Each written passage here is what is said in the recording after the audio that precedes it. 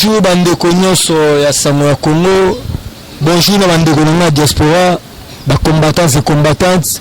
Oyo baningaka mission oyo ya Samoa Congo. Na bengami na kombo ya Guilain Chibwabwa, le vrai descendant de Tchèque Tshisekedi. 37 ans d'élite IDPS a vaincu. 37 ans d'élite Fatou 5e président de la République. 37 ans d'élite d'existe.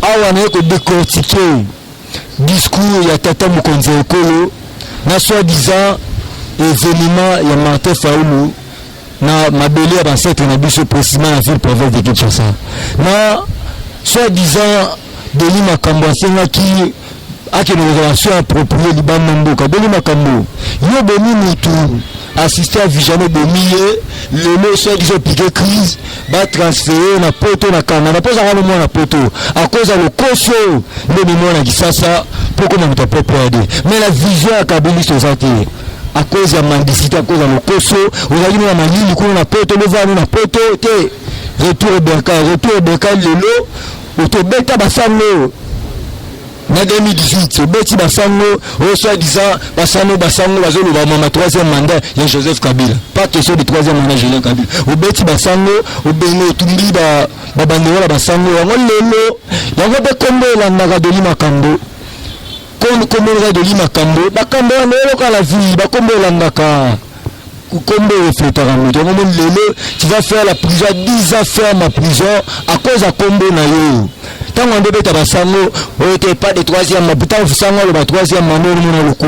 Le laisse comme ça, ma confondre, tu vas faire la prison ferme. En tout cas, on a bandé de la biche, le directeur général, on a saigné la bine de garder quelques jours.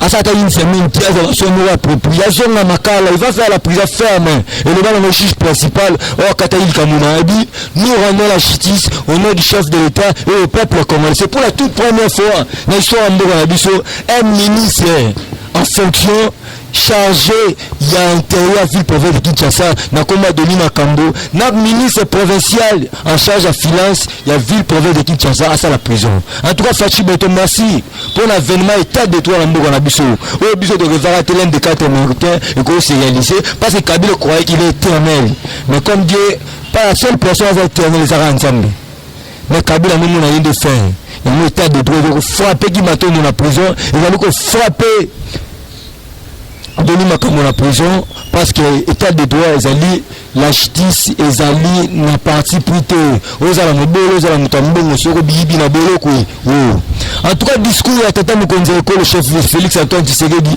ezali discours moko ya un prédicateur et le discours ya bolingo et la kisi à la face du monde que azali na souci ya peuple congolais to liko benga le poto souci à souverain primaire ou to liko benga peuple congolais. En tout cas c'est un discours avant ko banda discours ta do ça biso bana IDPS to zali bana nzambe bebo yaka on moni exemplaire na biso oyo constitution bien que je permettre été à la présidence de presse il y a les gars qui pouvoir naïe pas jamais Kaboul pour ça la intérim à partir de biso le Félix Antoine Tshisekedi le chef de l'État 5e président de la République 37 ans de l'étude de presse à vaincu à ça là qui discours na yambo bande discours il a remercié le chef de l'État il a remercié le chef le Seigneur Jésus-Christ ou à qui a le c'est pour n'a bien fait ou salité à tellement devant les deux chambres Assemblée nationale Sénat à ça le discours à état de la nation c'est qu'il a placé Dieu à la première position il y a un mot de quitter ça donc le ministre placé Dieu à la première position donc le Nzambe Félix a dédié Kimboka na martyr au nom du Seigneur Jésus-Christ pour mettre la différence entre les Okitis et les chrétiens pour ça on a dit je dédie ces pays na maboko Nzambe ba Okitis ba raté biso beto na Nzambe on ne peut pas dévier dans qu'est-ce qu'il a fait je dédie ces pays au nom du Seigneur Jésus-Christ pour mettre la différence entre les chrétiens et les antichrists. Il y a le chef de l'État là na sepelaki makasi. Le chef de l'État a bâti c'est pour la toute première fois dans l'histoire il y a Congo une dame la ministre d'État a occupé poste de ministre des affaires étrangères dans Mboka na biso Mama Tumanzenza na roya bureau na yo avant qu'il soit le 30 décembre fona yo mangai wali maman outi fraîchement na ndako na biso En tout cas, je viendrai solliciter une audience pour tout un babousso, délégation parlementaire debout, parce que tu as lu qu'on méritait en nous. Et on te sort la publicité, c'est pour la toute première fois. À part, le chef de l'État bêtissé était la jeunesse. À lobby, il y a 3 ministères. Où le chef de l'État a tué pour la jeunesse. Ministère de la jeunesse, ministère art et métier de profession, pour nous former la jeune. Les alliés permettre que les jeunes basent à la commune, basent à la bandite, basent à la chégété. Ministère va permettre ceux qui jeunes à former pour être comme responsable aux jours à venir. À part le chef de l'État le dit 2 ministères de travail, 3e ministère, ministère agriculture, va travailler en collaboration avec les 2 ministères justice, le ministère de la jeunesse, na art et métier pour permettre à la jeune de faire la bilan. Parce que dans le bilan, il y a de la fortune. Dans le bilan, l'un des 4 mentors qu'on appelle Moutou. C'est que le chef de l'État, il va être allé dans souci à jeunesse. Accompagne que Kabila, Tika jeunesse, dans Balabala, mais il y a besoin de tout comme on appelle responsable. C'est qui est vrai dans ta balité, c'est qui est vrai dans ta beauté, c'est qui est vrai dans seulement ma minorité, la classe totale, mais vous savez les intérêts, le chef de l'État a raisonné jeunesse pour être comme ça besoin de toutes choses à venir. Ma promesse au chef de l'État, ils allaient slogan, ça va se réaliser mollo. C'est comme une femme à la zémi. Ils ont dit que moi ça prend du temps. 1 mois, 2 mois, 9 mois au Kabotani. Non, mon père a fait Félix Antoine. N'a pas retombé dans une so. À l'objet pas si ici robimate. Aux jours à venir, à côté Kalaka à le robimat toujours pour l'intérêt peuple congolais, pour l'intérêt famille n'a été, pour l'intérêt l'humanité avoir le robimat. Pour l'intérêt souverain premier. Et puis le chef de l'État a bêtissé pour la même matali. Le lutte contre la corruption à lobby, il y aura un guichet unique qui permettra pour corruption, c'est le Mboka. Il y aura une structure pour lutter contre la corruption en Mboka. Le chef de l'État à lobby 2019, et Zalikaka année, il y a ténacité. Parce que Joseph Kabila n'a Félix Antoine Tshisekedi a mis en paix par son pouvoir civilisé. À lobby, na boye il y a 2019, archevêque de Kinshasa, na comme Fidelo Mbongo, a commis cardinal. Il y a un qui va assister à la messe dans eux. Il y a première messe na la martyr pour la relaxer. Azali Simanae a accompagné un mandat na ye, Papa François apprécié. Non seulement moi si na la première dame Denise Dakiro. Élever ambassadrice d'Aoni pour les femmes, les violences faites à la femme. Non seulement la première dame, la présidente de l'Assemblée nationale, la Chani Mabunda, élever Azali femme politique et référencée à Mboka Nabuso. Non seulement Chani Mabunda, Denis Mukwekwe, docteur Mouyembe pour n'a pas bien fait basali pour l'intérêt à peuple congolais. C'est que bien fait mais seulement belé la Mboka Nabuso. Il y a le chef de l'État a imprimé qui a dit Artenance, non c'est pas Artenance pour que belé c'est mis la Mboka Nabuso. À part wana à lobby le monde attendront les sons de la République démocratique du Congo. Et à lui qu'on le belé le monde attendront les sons de la République démocratique du Congo. Mais c'est un signal fort. Les amis, sinon, le chef de l'État, il est déterminé pour relever les défis. La paix dans le pays, sécuriser le pays, développer le pays. Yangonde, cheval la bataille des Aramis Satou. Comme on le sait, vous baraté, na Fongo Libino, à Beta qui a la plateau dans 74e sommet en Nations Unies, les États-Unis. À l'objet, cheval la bataille des Aramis Satou. Le premier, accorder la paix aux Congolais, le deuxième, sécuriser le pays, le troisième, développer le pays. Yango, à l'objet, année 2020 et ça année d'action. Si on n'a pas le but que le monde attendront les sons de la République démocratique du Congo. Le Félix Antoine Tshisekedi va relever les défis. C'est comme on a besoin de le but était pauvreté, les faiblesses, tous les capables de remonter. Il y a un moment là qui a la fait du bord, il y a lutte contre la pauvreté dans ma vallée. C'est pour vous dire que le chef de l'État a besoin de créer classe moyenne. Baboula Bazala. Batambongo bazwa na bato bazala bola te bozupete classe moyenne acolyté pour la classe moyenne. C'est que le chef de l'État a zali na makanisi malamu pour mboka na biso. Non seulement wana a lobby était tokoki ko se voiler ba facilité, toyebi ndenge ba député provinciaux, ba sénateur, ba député national, na ba gouverneur ndenge ba komi à la tête ya la province mboka o. Et nous ba été ba leka ki na ba kokoso, il y a eu des corruptions. C'est qui est vrai, il y a le chef de l'État signé par l'élection, et ils ont la deux tours, et puis par l'élection par gouverneur, par député provincial, par sénateur, et qu'ils ont la maboko à peuple congolais. C'est que le chef de l'État a sali la bolinga peuple congolais, a sali wana déterminé pour relever des défis majeurs. Au Kabila tika biso na crique, yango tata mukonzi ekolo, azo matebzo malembe pour être koma ba niveau mokonde tozaka na mokala. Le chef de l'État dans la Congo azali na makanisa malamu a lobby ete na boye inaye en tant que chef de l'État Félix Antoine Tshisekedi le 2 septembre 2019 a lancé gratuité enseignement sur l'ensemble du territoire national du jamais vu. Ce qui va me permettre un an prochain, j'aurai 33 ans d'âge. Naturellement, la gratuité enseignement. Mais la boye, il y a Félix Antoine Tshisekedi, chef de l'État. Avènement, il y a gratuité enseignement. Ils ont dit bien fait. Il y a un peuple congolais, bopé sa confiance dans Félix Antoine Tshisekedi parce qu'il y a un mécanisme là pour l'amboka. Et après, il y aura des soins appropriés. C'est qu'il y aura des soins appropriés bénévoles dans l'amboka. C'est que donner le temps au temps, il n'y aura pas de dialogue dans l'amboka. Alors, il y a un avènement. Il y a un manteau, ça nous aussi.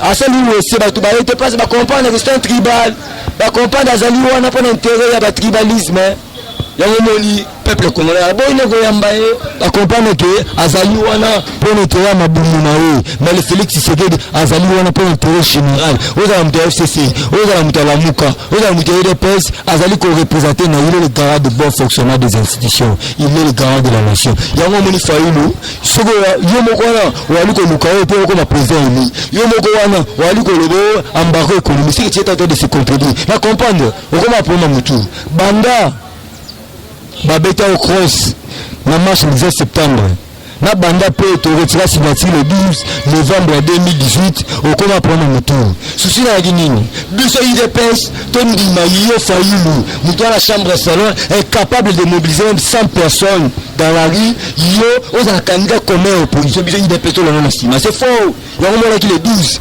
Babiso le 11, biso le 12 Soboyi. Je dis pas question. Félix Tshisekedi sera échoué, mais à la candidat à biso il y a eu des pensions moto boyagi. Parce que tu les représentes en ce moment, aux alliés dans studio, les chambres salon, il y a parti politique. Mais biso c'est biso, ils alliés la plus de 10 chambres.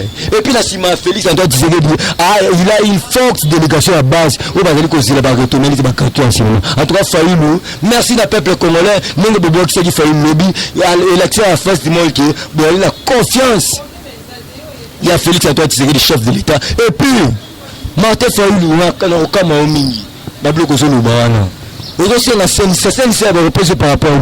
pas un deuxième Sylvestre. Il n'y aura pas un deuxième OIA.